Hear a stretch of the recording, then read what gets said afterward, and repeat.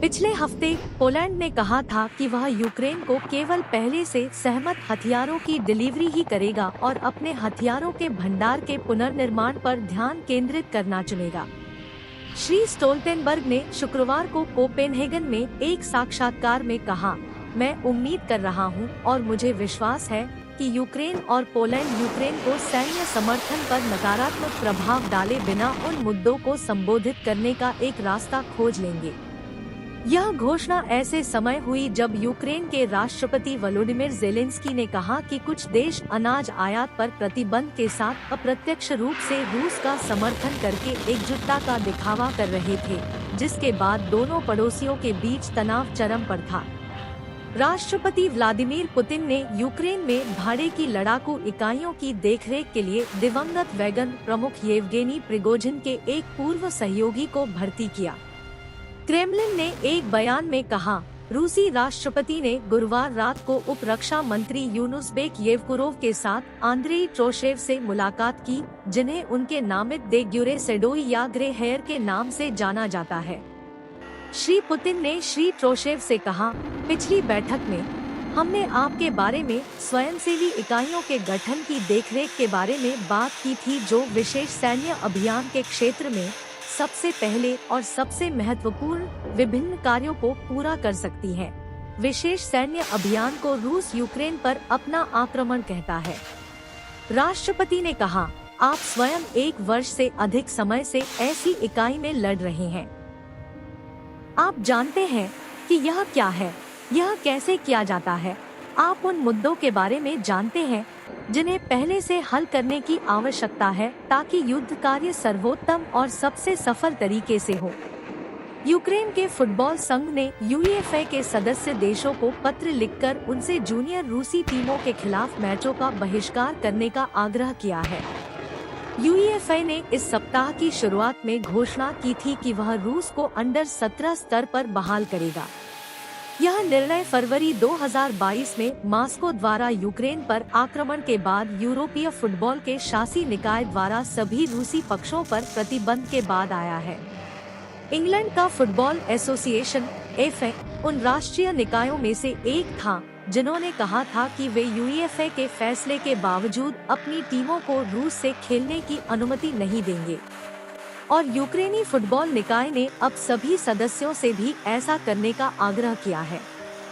यूक्रेनी सैनिकों ने इस सप्ताह दक्षिणी जापोरिजिया क्षेत्र में कंक्रीट ड्रैगन के दांतों और खदानों की दुर्जय रूसी सुरक्षा को भेद दिया है, जिसमें कीव प्रगति के महत्व को बढ़ाने के लिए उत्सुक है।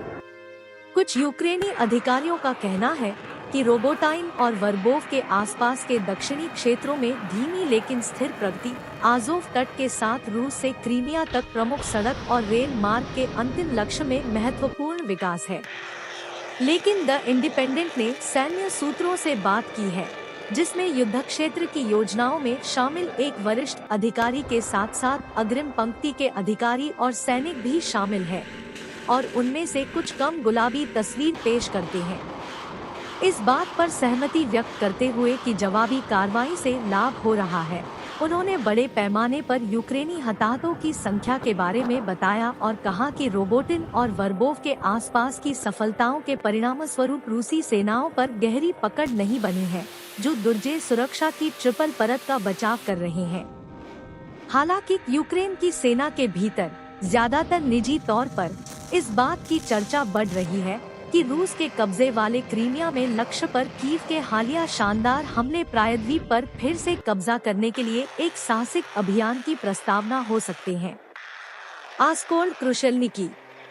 जब आप केर्च ब्रिज को पूरी तरह से निष्क्रिय होते देखेंगे, तो यह क्रीमिया पर फिर से कब्जा करने की लड़ाई की शुरुआत होगी, यूक्रेनी प्रमुख ने कीव में आस्कोल्ड क्रुशेल्निकी को बताया। ब्रिटिश सैनिकों को पहली बार यूक्रेन भेजा जाएगा क्योंकि रक्षा सचिव ने ब्रिटेन द्वारा काला सागर में जमीनी स्तर पर प्रशिक्षण और नौसैनिक सहायता प्रदान करने की योजना का खुलासा किया है। ग्रांट शार्प्स ने टेलीग्राफ को बताया, मैं आज प्रशिक्षण को करीब लाने और वास्तव में यूक्रेन में भी लाने के बारे में बात कर रहा था। विशेष रूप से देश के पश्चिम में मुझे लगता है कि अब अवसर देश में और अधिक चीजें लाने का है, न केवल प्रशिक्षण बल्कि हम बीएई ब्रिटेन की रक्षा फर्म को भी देख रहे हैं। उदाहरण के लिए देश में विनिर्माण क्षेत्र में आगे बढ़ना। उदाहरण के लिए मैं यह देखने के लिए उत्सुक हूँ कि अन्य ब्रिटिश कंपनियां भी ऐसा ही करके अपना योगदान दें। इसलिए मुझे लगता है कि देश में अधिक प्रशिक्षण और उत्पादन प्राप्त करने के लिए कदम उठाया जाएगा। उन्होंने ब्रिटिश नौसेना द्वारा काला सागर में सहायता की पेशकश की संभावना भी साझा की।